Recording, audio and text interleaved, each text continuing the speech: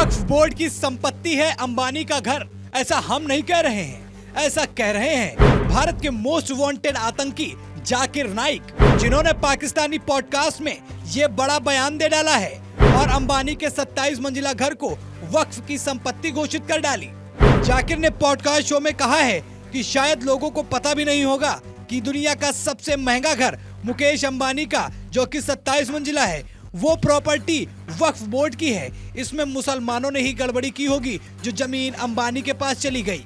नाइक ने कहा उस पर केस हुआ था, केस महीनों चला, वो अपने घर में घुस भी नहीं सकता था, लेकिन कानून की वजह से कुछ नहीं कर सकते हम। नाइक ने साफ दावा किया कि मुकेश अंबानी का 27 मंजिला घर वक्फ की जमीन पर बना है। पॉडकास्ट के वायरल होने के बाद लोगों का कहना है जाकिर नाइक ने बिना किसी प्रमाण के इस तरह के बयान देकर केवल विवाद खड़ा करने की कोशिश की है। जाकिर नाइक ने पॉडकास्ट में वक्फ बोर्ड और उसकी संपत्तियों पर भी लंबी चर्चा की और कहा कि वक्फ बोर्ड के पास भारत में तीसरी सबसे बड़ी संपत्ति है। इसमें रक्षा और रेलवे के बाद सबसे ज्यादा जमीन आती है।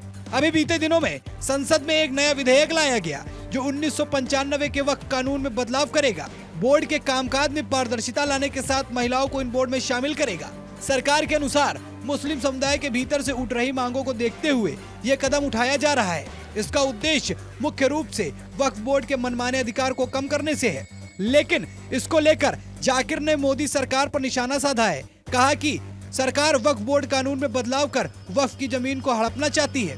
वक्फ के जिक्र के बाद उनके भारत वापसी की बात पूछी गई तो जाकिर ने कहा कि भारत से डर लगता है और अब वो वहाँ कभी वापस नहीं आएगा।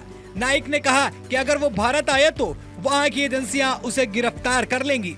सोचिए, मोस्ट वांटेड आतंकी जाकिर नाइक को हिंदुस्तान से डर लगता है, वो अब कभी भारत नहीं आएगा। ये बात खुद जाकिर नाइक ने की है, जो इस बात का साफ संदेश दे रहा है कि भारत से आतंकियों को कितना खौफ है। वक्फ को लेकर कल ओवैसी का भी बयान काफी चर्चा में है, जिसमें उन्होंने कहा था यूपी में वक्फ की 1,20,000 संपत्तियां हैं और 1,12,000 संपत्तियों के कागज नहीं है। अगर वक्फ संशोधन हो गया तो सारी संपत्तियां चली जाएंगी। आपको बता दें, भारत सरकार को कई बड़े मुस्लिम संगठनों का वक्फ बिल का समर्थन मिला है। ये लोग खुलकर बिल के पक्ष में खड़े हैं, लेकिन जाकिर नाइक के इस बयान ने जाहिर कर दिया कि भारत विरोधी गुट वक्फ का संशोधन नहीं चाहता, इसलिए तो इस तरह के उलूल जुलूल बयान दे रहा है। आपको क्या लगता है, इन बयानों का भारत पर कोई फर्क पड़ने वाला है या मोदी सरकार आसानी से अपने काम को अंजाम देगी?